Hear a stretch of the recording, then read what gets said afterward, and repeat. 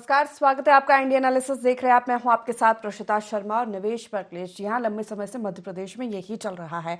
जिस तरह से बीजेपी की एक बार फिर सरकार बनने के बाद सीएम डॉक्टर मोहन यादव निवेश को बढ़ावा देने, उद्योगपतियों को आमंत्रित करने लगातार इस क्षेत्र में काम कर रहे हैं। औद्योगिकरण को बढ़ावा देने के लिए काम किया जा रहा है, नीतियां बनाई जा रही है और उसी सिलसिले में अभी 6 दिवसीय दौरे पर विदेश गए हैं, जहां उद्योगपतियों से चर्चा कर रहे हैं, अलग अलग जगहों पर जा रहे हैं, मीटिंग्स की जा रही है और मध्य प्रदेश में किस तरह से निवेश को बढ़ाया जाए, उद्योगपतियों को आमंत्रित किया जाए, तमाम विषयों पर चर्चा कर रहे हैं। लेकिन एक बार फिर विपक्ष इस पर सवाल उठा रहा है। उनके विदेश दौरे को जीतू पटवारी सैर सपाटा बता रहे हैं और अब तक जो कॉन्क्लेव्स हुई है मध्य प्रदेश में उसका हिसाब मांगा जा रहा है, जो करार हुए हैं उसका हिसाब मांगा जा रहा है। सवाल किए जा रहे हैं कि अब तक जो निवेश को लेकर इतने सारे कॉन्क्लेव हो चुके हैं, जो करार हो चुके हैं, वो जमीनी स्तर पर कितना उतरे हैं। आखिर सरकार की उद्योग नीति पर विपक्ष को क्यों सवाल है और सरकार के दावों पर क्यों सैर सपाटा और इस तरह की बयानबाजी विपक्ष कर रहा है, चर्चा करेंगे। लेकिन उससे पहले प्रतिक्रियाएं सुन लेते हैं। कई प्रकार के लोगों से मिलने का मौका मिला है। बड़े पैमानों पर सब लोगों ने रुचि भी दिखाई है और नई टेक्नोलॉजी खास करके हमारे पास इन्वेस्टमेंट का एक बड़ा आधार भी है। इसलिए आपकी नई टेक्नोलॉजी का हमारे अपने प्रदेश में भी स्वागत है, अभिनंदन है। आज जमीन की जो उपलब्धता मध्य प्रदेश में है वो महाराष्ट्र में नहीं है। कोयम्बटूर से लेकर बंगाल तक में जिस बात का अभाव है, एनर्जी में, इंफ्रास्ट्रक्चर में, बाकी चीजों में भी जिस प्रकार की अनुकूलता है। फूड इंडस्ट्री के मसले पे कल ही बताया मुझे कि यहाँ बड़े पैमाने पर हमारी जो एग्रीकल्चर ग्रोथ रेट है उसके आधार पर बड़ी संभावना है। तो मैं उम्मीद करता हूं कि जब इतनी सारी संभावना है तो हमारी आज की इस बिजनेस के इस वातावरण में उसका कोई सार्थक परिणाम निकलेगा। सरकार के मुखिया होने के नाते मैं स्वयं आपके बीच में भी आया हूं, लेकिन कुल मिलाकर के हम सब मिलकर के हम अपने अपने क्षेत्र में उन्नति करें, मध्य प्रदेश को हम आगे बढ़ाएं, आपके माध्यम से रोजगार भी पाएं। तो एक तरफ काम करने के लिए कर्जा ले रहे हैं 100 करोड़ रुपए रोज, अभी 5,000 करोड़ रुपए इस महीने ले रहे हैं। कर्जा ले रहे हैं करप्शन करने के लिए, अपने अपने घर सजाने के लिए, हेलीकॉप्टर लेने के लिए, हवाई जहाज का किराया देने के लिए कर्जा ले रहे हैं। विदेशों में इंग्लैंड टूरिज्म पे पूरे अधिकारी और परिवार को ले जाने के लिए कर्जा ले रहे हैं, इवेंट करने के लिए कर्जा ले रहे हैं, विज्ञापन देने के लिए। औद्योगिक विकास को लेकर मध्य प्रदेश में जिस तरह से काम हो रहा है और जितनी चर्चाएं अभी हो रही है, पिछले 15 सालों में किसी भी राज्य की इतनी चर्चा नहीं हुई। लगातार सरकार रीजनल स्तर पर इंडस्ट्री कॉन्क्लेव कर रही है। हर क्षेत्र के हिसाब से वहां पर उद्योगपतियों को बताया जा रहा है कि मध्य प्रदेश में निवेश को लेकर अपार संभावनाएं हैं। जो कमियां पहले थी मध्य प्रदेश में, जो मूलभूत सुविधाओं से मध्य प्रदेश जूझ रहा था, वो सभी कमियां पूरी कर ली गई है और अब अगर निवेश आता है तो वो धरातल पर उतरेगा और उसका फायदा भी मध्य प्रदेश के लोगों को मिलेगा। अपार संभावनाएं मध्य प्रदेश में है, ये एक बार फिर विदेश में जाकर सीएम डॉक्टर मोहन यादव ने दोहराया। लेकिन विपक्ष अभी तक हिसाब ही मांग रहा है। खास मेहमान जुड़ गए हैं, परिचय आपका करा देते हैं, चर्चा की शुरुआत करेंगे। उसके बाद कांग्रेस से नीलाभ शुक्ला हमारे साथ जुड़ गए प्रवक्ता, बीजेपी से मीडिया पैनलिस्ट प्रियंका दुबे हमारे साथ जुड़ गई हैं और वरिष्ठ पत्रकार देवदत्त दुबे जी हमारे साथ जुड़ रहे हैं। तीनों का बहुत स्वागत है इस खास चर्चा में। नीलाभ जी, शुरुआत आप ही से करना चाहूंगी कि लगातार रीजनल इंडस्ट्री कॉन्क्लेव हो रही है, उद्योगपतियों को आमंत्रित करने, निवेश बढ़ाने के लिए लगातार सरकार काम कर रही है। नई उद्योग नीति, निवेश नीति पर काम किया जा रहा है। विदेश दौरे पर गए हैं, वहां पर भी लगातार उद्योगपतियों से चर्चा कर रहे हैं। तमाम चीजें सामने आ भी रही है, लेकिन विपक्ष को अभी भी क्यों भरोसा नहीं हो रहा है? देखिए, हमने पहले भी इनकी बहुत सारी बिजनेस समिट देखी, इन्वेस्टर समिट देखी है, 6 से ज्यादा ये कर चुके हैं। अब ये विदेश दौरा मुझे लगता है पॉलिटिकल पर्यटन, राजनीतिक पिकनिक के अलावा कुछ भी नहीं है। हम देख चुके हैं करोड़ों रुपया जो जनता का पानी की तरह बहाया, सालों साल इन्होंने इवेंट बनाए, इसका नतीजा रहा सिफा। देखिए, मैं पूरी तथ्यात्मक बात कहूंगा, विरोध करते हैं लेकिन तथ्य भी रखते हैं। मध्य प्रदेश में निवेश की रफ्तार घटी, ये हमने नहीं कहा, ये सरकार ने कहा। सरकार जब बोला गया तो उन्होंने खुद ने स्वीकार करा कि निवेश की रफ्तार घटी है। जो इन्वेस्टर समिट हुई थी मार्च 2023 में, उसे 15 लाख करोड़ के निवेश का इन्होंने लक्ष्य रखा था, लेकिन महज 78,000 करोड़ के निवेश के महज प्रस्ताव मिले, वो भी निवेश नहीं हुआ। ये इनके सरकारी रिपोर्ट बता रहा हूं मैं। 2014-2016 में निवेश को लेकर फिर खुलासा हुआ। विधायक ने हीरालाल अलावाई ने प्रश्न किया तो 2014 और 2016 में जो इन्वेस्टर समिट हुई थी, इसमें एमओयू की जानकारी मांगी गई कि पता चले कि आगे कितने एमओयू साइन हुए। तो 2023 से लेकर जो समिट हुई थी तो 40 एमओयू साइन हुए, धरातल पर कोई भी काम नहीं हुआ। मतलब ये समिट भी फेल हो चुकी। शिवराज जी ने मुंबई, पुणे, दिल्ली, बेंगलोर में मीटिंग्स करी, रोड शो भी करे, लेकिन उसके बावजूद अभी तक भाजपा के शासनकाल में 6 से ज्यादा इन्वेस्टर समिट हो चुकी है, बिजनेस समिट हो चुकी है, लेकिन निवेश नहीं आया। उसकी वजह बता दूं आपको मैं। कुल मिला के अच्छा, इन्होंने बड़े बड़े वादे भी किए कि हम एक्सप्रेस हाईवे देंगे, यहाँ हर एक स्टेट से दूसरी स्टेट जोड़ने के लिए, इंदौर से भोपाल बीच में इंटरनेशनल बड़ा एयरपोर्ट लगाएंगे। उद्योगपति उस तरह का लालच भी दिया, लेकिन वो काम भी नहीं हुए।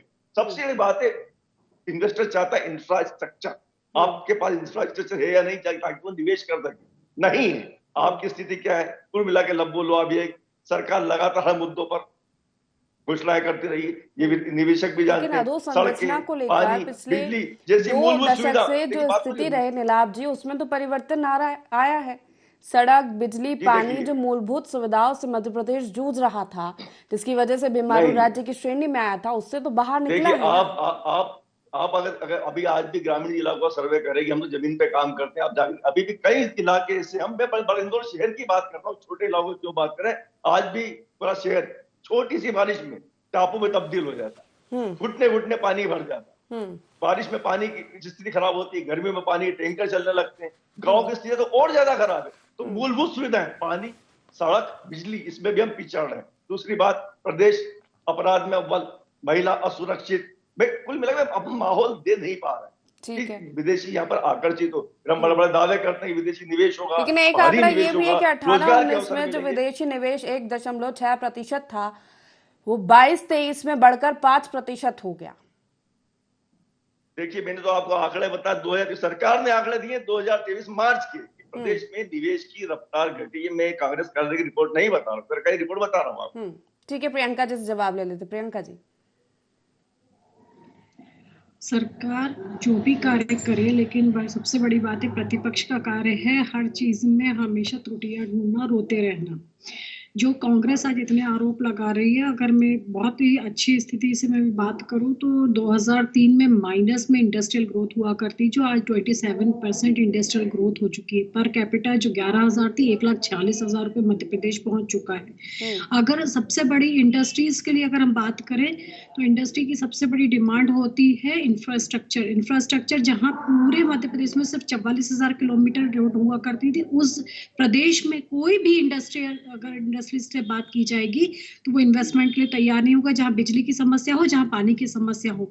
जब इन इंफ्रास्ट्रक्चर्स के ऊपर कार्य किया गया, उसी के कारण अगर आज हम बात करें तो कृषि की स्थिति में अगर बात करें तो 16 लाख हेक्टेयर से ज्यादा तृतीय संचित सिंचाई का जो रकबा बढ़ा, जिसके कारण अगर हम कृषि के उद्योग की बात करें, चाहे दुग्ध पालन की बात करें, तो भारत में तीसरा स्थान दूध के मामले में मध्य प्रदेश का बना, और आज गेहूं का सबसे ज्यादा उत्पादन हमारे मध्य प्रदेश में हो रहा है, और सोयाबीन में भी हम आगे अग्रणी क्रम में आकर खड़े हो चुके हैं। तो जिस हिसाब से जिन इंफ्रास्ट्रक्चर्स की बातें अगर हम करते हैं, जिसको ये लोग दरकिनार करते हैं, पानी की बात करें चाहे बिजली की बात करें, जब कांग्रेस का मैं अभी फिर बोलूंगी तो ये लोग कहेंगे कि 5,000 मेगावाट। सवाल इंडस्ट्रीज को लेकर है। इंडस्ट्रीज को लेकर अभी भी मध्य प्रदेश अपार संभावनाएं होने के बावजूद पीछे है। उस पर सवाल है कि आखिर क्यों अब तक अपार संभावनाएं कह रहे हैं, सरकार कह रही है कि अपार संभावनाएं, उद्योगपति आकर्षित हो रहे हैं, लेकिन वो उद्योग धरातल पर क्यों नहीं उतर पाता है?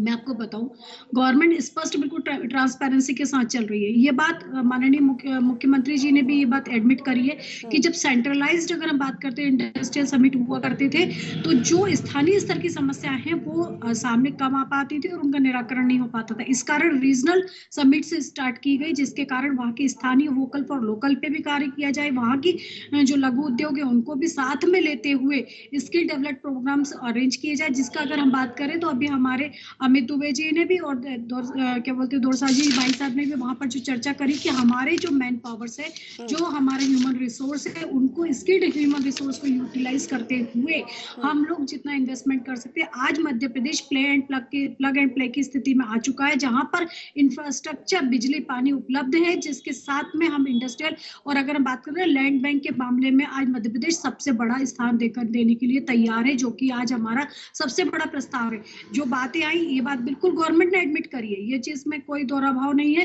कि जब स्थानीय समस्याएं आती थी उनका निराकरण करने में जो पॉलिसी स्टाफ थी उनको फ्लेक्सिबिलिटी प्रोवाइड की गई, जिसके कारण इन्वेस्टमेंट रीवा हो, चाहे सागर हो, चाहे बुंदेलखंड हो, दूसरे जितने भी एरिया जब 5 इंडस्ट्रियल हो उसमें इन्वेस्टमेंट भी 2,82,000 के करीबन इन्वेस्टमेंट हमारा आया। जो कारण ही यही था कि स्थानीय स्तर की समस्याओं का अगर हम बात करें तो जो इंडस्ट्रियल कॉरिडोर तैयार किए गए, इंदौर साइड की बात करें, धार में, रतलाम में, मेडिकल के जो अगर हम बात करें इक्विपमेंट्स के, इंडस्ट्रीज के जो लेकर के आए हैं, मेडिकल हब की बात करते हैं, या हम इंडस्ट्रीज की भी बात करें तो उनमें जो परिवर्तन आए हैं, आज जो इंडस्ट्रियल ग्रोथ हमारी हुई, इसमें सबसे बड़ा जो मूल कारण था, जो बाधक था, वो था हमारा इंफ्रास्ट्रक्चर, जिसके ऊपर कार्य गवर्नमेंट ने बहुत तन्मयता से किया और लगातार कर रही है, जिसके कारण आज हमारा पर्यटन भी 8% से ज्यादा बढ़ चुका है। और ग्रोथ की भी बात करें तो उसकी ओर भी हम कार्य कर रहे हैं। और भी अगर हम बात करें, जैसे हमारे भाई साहब ने लेकिन कहा आपको कि नहीं लगता है बड़ी आबादी मध्य डिटेल नहीं प्रदेश के मिल पाता। ग्रामीण क्षेत्र में निवास करती है, और जिस तरह रीजनल इंडस्ट्री कॉन्क्लेव को आप बढ़ावा दे रहे हैं, तो उनपे इंफ्रास्ट्रक्चर पर ध्यान देना तो बहुत ही जरूरी हो जाता है। कंपलसरी है, कंपलसरी है। अगर इंडस्ट्रियल ग्रोथ अगर आप चाहते हैं तो इंफ्रास्ट्रक्चर, जिसमें सबसे मूलभूत जरूरत उनको रहती है पानी की और बिजली की और सड़क की, ये 3 अगर नहीं अवेलेबल है तो उस प्रदेश की अगर हम बात करें वहां पे बहुत समस्या आती है। और वहां पे अगर इन्वेस्टमेंट आया, ऐसा आप दूसरे प्रदेशों में भी देख सकते हैं जहां से इंडस्ट्रीज चली गई है, सिर्फ मध्य प्रदेश में ऐसा नहीं हुआ है। और भी भारत के ऐसे राज्य हैं जहां पर अगर इन्वेस्टमेंट में अगर इंफ्रास्ट्रक्चर प्रॉपर नहीं पाया गया है तो वहां से जो है वो मूव कर गई है कंपनीज। तो इसी कारण अगर हम बात करें ऑटोमोबाइल सेक्टर में अगर हम बात करते हैं उसके लिए, साथ में अभी सेमीकंडक्टर्स के चिप उद्योगपतियों ने भी हमारे मध्य प्रदेश में विश्वास जताया है और वो इन्वेस्टमेंट करने के लिए हमारे स्ट्रक्चर्स के कारण तैयार हुए हैं, क्योंकि काम किया गया है इंफ्रास्ट्रक्चर पे, जो मूलभूत सबसे बड़ी जरूरत मानी जाती है, उसके ऊपर कार्य करके आज अगर मध्य प्रदेश सुचारू मध्य प्रदेश की ओर अग्रसर है, तो हम जहाँ कृषि में हमने अपना दिखाया, फूड प्रोसेसिंग में दिखाया, माइनिंग्स में आगे बढ़ रहे हैं, और अब हमें लगता है टूरिज्म के साथ ही साथ इंडस्ट्री के लिए भी जो हमारे नए जो प्रोविजन किए गए, जो फ्लेक्सिबिलिटी गवर्नमेंट ने लाई है हमारे मध्य प्रदेश के लिए, आगे और भी अच्छे देखने को मिलेंगे। परस्पर साझेदारी की बात कर रहे हैं, तालमेल बनाने की बात कर रहे हैं, वो तालमेल जहां कहीं ना कहीं अभी तक मध्य प्रदेश में उसकी कमी देखी जा रही थी, करार होने से लेकर उद्योग के जमीनी स्तर पर उतरने तक। देवदत्त जी। जी बिल्कुल। यदि अभी तक आज़ादी के बाद से प्रयास ऐसे हुए होते तो मध्य प्रदेश में तो सबको पता है कि जमीन के नीचे अपार संभावनाएं भरी हैं, सब संसाधन मौजूद हैं, कृषि उद्योग के लिए अनुकूल परिस्थितियां हैं। आप विश्व का जो सबसे कीमती हीरा पन्ना मध्य प्रदेश में बुंदेलखंड में है। यहाँ प्रचुर मात्रा में पानी है, नदियाँ, नर्मदा और बहुत सारी नदियाँ हैं, तो खनिज भंडार है, सब कुछ है, लेकिन उसका पर्याप्त दोहन कैसे हो, कैसे लोगों को विश्वास जमे, उद्योगपतियों को, और वो आए और निवेश करें, केवल घोषणाएं या एमओयू तक सीमित ना रहे, जमीन पर उतरे, तो उद्योगपतियों को भी बहुत फायदा होगा और प्रदेश को भी बहुत फायदा होगा, रोजगार के अवसर भी बढ़ जाएंगे। बस प्रयास यही हो कि जमीन पर उतरे, क्योंकि कई बार एमओयू साइन हो जाते हो फिर बाद में पता ही नहीं चलता। जितने अभी तक इंडस्ट्री कॉन्क्लेव हुई है 30 वर्षों में, 40 वर्षों में, यदि उन पर धरातल पड़ते तो आज जगह जगह उद्योग ही उद्योग देते हैं, और मुझे लगता है कि बेरोजगारी की समस्या भी हल होती है और समृद्धि में भी बहुत महत्वपूर्ण कदम होता। लेकिन नए सिरे से प्रयास किए हैं उन्होंने, पहले प्रदेश में ये समझ में आई किसी में ज्यादा पैसे की जरूरत है या विदेश से धन आ सकता है, जैसे वो मध्य प्रदेश में ग्वालियर, सागर, रीवा, जबलपुर, ये सब कॉन्क्लेव हो चुकी, तो इसके बाद वो विदेश गए हैं और अगली जो समिट है या कॉन्क्लेव है वो राजधानी भोपाल में होना, तो जिस तरह से देवदत्त जी जोर दिया जा रहा है इंडस्ट्री के साथ साथ, वो ये भी कह रहे हैं कि हर सेक्टर में हम काम करेंगे। ऐसा नहीं है सिर्फ इंडस्ट्री में, तो औद्योगिकरण तो करना ही है, मध्य प्रदेश में इंडस्ट्रीज तो लगवानी है। इसी के साथ एजुकेशन की वो बात कर रहे हैं, ऑटोमोबाइल्स की बात कर रहे हैं, खान पान की वो बात करते हैं, और हर जगह हम देखते हैं कि हर एक क्षेत्र में निवेश बढ़े, हर एक क्षेत्र में रोजगार की संभावनाएं बढ़े। सरकार की ये जो उद्योग नीति है, निवेश नीति, नई उद्योग नीति के तौर पर जानी जा रही है, और ये भी चर्चाएं हो रही है कि अब तक इतनी चर्चाएं नहीं हुई निवेश को लेकर मध्य प्रदेश में पिछले 15 सालों में जितनी अब हो रही है। बिल्कुल। अब तो अभी समय के साथ जो परिवर्तन होते हैं उसमें आप नए नए उद्योग देखो। आप आजकल क्या शिक्षा में भी काम करने के लिए आजकल एक उद्योग है, शिक्षा भी उद्योग है, स्वास्थ्य भी उद्योग है। मैं कहता हूँ विवाह भी एक तरह से जो पूरा जो होता है उसका मैनेजमेंट जो होता है वो भी एक उद्योग का रूप धारण कर लिया है। तो अब तो जो दुनिया में जो परिवर्तन हुए है उसका असर चौतरफा है। तो हर जगह मैनेजमेंट और हर जगह जो संसाधनों का दोहन है वो हो रहा है। तो मुझे लगता है कि यदि सही प्रयास हो तो शिक्षा के क्षेत्र में, स्वास्थ्य के क्षेत्र में और बहुत संभावनाएं, अपार संभावनाएं हैं। और बाकी उद्योगों में तो है ही, क्योंकि मध्य प्रदेश में तमाम परिस्थितियां मौजूद हैं, सब साधन मौजूद हैं। केवल इच्छा शक्ति है कि जो इन्वेस्ट करने वाला है उसका मन बन जाए, उसको समझ में आ जाए। और यही सब मुख्यमंत्री इस समय प्रयासों में कर रहे हैं। बहुत अधिकारियों ने कसरत की है विदेश जाने के पहले। और जो भोपाल में होगी रीजनल कॉन्फ्रेंस तो उसमें मुझे लगता है कि बहुत सारा विदेशी निवेश आएगा प्रदेश के लिए। जी नीलाभ जी का रुख करूंगी। नीलाभ जी, लगातार अभी हम सीएम डॉक्टर मोहन यादव को सुन रहे थे, वो हर एक क्षेत्र की बात कर रहे हैं और यही इसी पर जोर दिया जा रहा है कि मध्य प्रदेश में अपार संभावनाएं भी है। प्रियंका जी भी ये दावा कर रहे हैं कि हम ट्रांसपेरेंसी के साथ ये स्वीकार कर रहे हैं कि पहले थी कमियां, इंफ्रास्ट्रक्चर कमजोर था, हमारे क्षेत्र में रॉ मटेरियल की कमी थी प्रदेश में, लेकिन वो सब दूर कर लिया गया है। इसलिए अब जोर दिया जा रहा है, उद्योगपतियों को आमंत्रित किया जा रहा है, उन्हें बार बार यही बताया जा रहा है कि आप किसी भी तरह की परेशानी उद्योग स्थापित करने में नहीं आएगी। देखिए, मुझे मेरा सीधा सवाल है, घुमा फिरा के बात नहीं कर रहा हूँ। सालों साल से उनकी सरकार है, लगातार 6 से ज्यादा इन्वेस्टर समिट ये लोग कर चुके हैं। हमारे सुन सुन के कान पक चुके हैं कि हमने इंफ्रास्ट्रक्चर बना दिया है, निवेश करेंगे, उद्योग धंधे लगेंगे, रोजगार मिलेंगे। मुझे बताइए 6 इन्वेस्टर समिट, 6 से ज्यादा करी, उसका रिजल्ट क्या निकला? कितने एमओयू साइन हुए, कितनी इंडस्ट्रीज लगी, कितने बाहरी निवेशक आए, कितने लोगों को नौकरियां मिली? उसके आंकड़े तो होते हैं ना। इतने सालों से आप जब इन्वेस्टर समिट कर रहे हो, आप चलो आप बड़ी बड़ी बातें करते हो, कुछ तो रिजल्ट निकला होगा ना। मैं सीधा सवाल कर रहा हूँ कि 6 से ज्यादा इन्वेस्टर समिट के बावजूद आपने कितने एमओयू साइन कर दिए? हमारा उदाहरण आप देख लीजिए, अल्प समय की सरकार कमलनाथ जी की, हमने मैग्नीस इवेंट एमपी का आयोजन किया था। दूसरा, हमने एमओयू नहीं हुए थे, हमने बकायदा नेवी जो उसमें प्रस्ताव लिए थे, 92 प्रस्ताव हमने स्वीकार किए थे। वो 74,000 करोड़ के निवेश के प्रस्ताव नहीं आए थे, काम शुरू हो चुका था। 850 करोड़ के 5 प्रोजेक्ट चालू हो गए थे, लोकार्पण कर दिया गया था। जिसमें बता दूं आपको, धार जिले में 373 करोड़ रुपए के स्मार्ट इंडस्ट्रियल पार्क, 226 करोड़ की पीतमपुर का जल प्रदाय योजना, 139 करोड़ रुपए के तैयार सिंहासा आईटी पार्क, 51 करोड़ रुपए का आईटी कमांड एंड कंट्रोल हमने इंफ्रास्ट्रक्चर दिया। मेट्रो ट्रेन का प्रोजेक्ट हमने शुरू किया, प्रदेश को माफिया विहीन किया ताकि भय मुक्त प्रदेश बने। हमने सरकारी कार्यों का सरलीकरण किया। आज छोटी छोटी अनुमति लाने के लिए यहाँ के उद्योगपतियों को पसीने आ जाते, भ्रष्टाचार इतना चरम पे, एक छोटा सा पटवारी से कागज नहीं निकलवा पाते जब तक आप रिश्वत नहीं दे। स्थिति ये, हमने भ्रष्टाचार से मुक्त किया प्रदेश को, तो निवेशक आकर्षित हुए थे। अल्प समय में हमारी एक ने हमको रिजल्ट दिए थे। 15 महीने की टेन्योर में इंफ्रास्ट्रक्चर की समस्या दूर हो गई, जितनी भी समस्याएं थी उद्योगपतियों को वो दूर हो गई। आंकड़े आप बता ये कहना चाहते हैं? लोकार्पण हुआ वो बता दिए, कोई छिपी बात नहीं होती। कितने मैं अभी की बात कर रही थी, मैं अभी सीएम डॉक्टर मोहन यादव जो रीजनल इंडस्ट्री कॉन्क्लेव, नई निवेश नीति, उद्योग नीति पर जो चर्चा कर रहे हैं, जो काम हो रहा है कॉन्क्लेव में, उन पर चर्चा कर रही हूँ। 2025 जो निवेश उद्योग वर्ष उन्होंने घोषित कर दिया है, फरवरी में ग्लोबल इन्वेस्टर समिट करने वाले हैं, उसी के सिलसिले में वो विदेश गए हैं और लगातार वो लोकार्पण शिलान्यास भी कर रहे हैं चीजों का।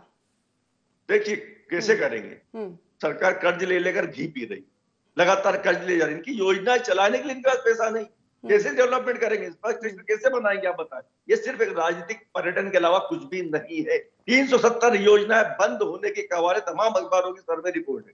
महिलाओं से जुड़ी योजना है, युवाओं से जुड़ी योजना है, टड्डिया मामा का मंदिर, मेट्रो ट्रेन से जुड़ी योजना है, किसानों से जुड़ी योजना है, बंद होने के कगार में, क्योंकि आवश्यक फंड ही नहीं है। और लगातार सरकार कर्ज लेकर घी पी रही है। ये कर्ज कहाँ जा रहा है? मंत्रियों के रखरखाव पर, उनके नए नए वाहनों पर, हवाई जहाजों पर, बंगले की साज सज्जा पर, विदेश दौरों पर। तो आप बताएं, आप वातावरण कहाँ दे रहे हैं? प्रदेश में महिला सुरक्षित है नहीं, प्रतिदिन बलात्कार की घटनाएं हो रही है। अब सुरक्षित वातावरण ही नहीं दे पा रहे। ड्रग माफिया सक्रिय है, अपराधियों का बोलबाला है, भ्रष्टाचार चरम पर है। प्रियंका जी मुस्कुरा रही थी। बाहरी निवेशक प्रियंका जी से जवाब ले लेते आकर्षित हो, ये बताइए।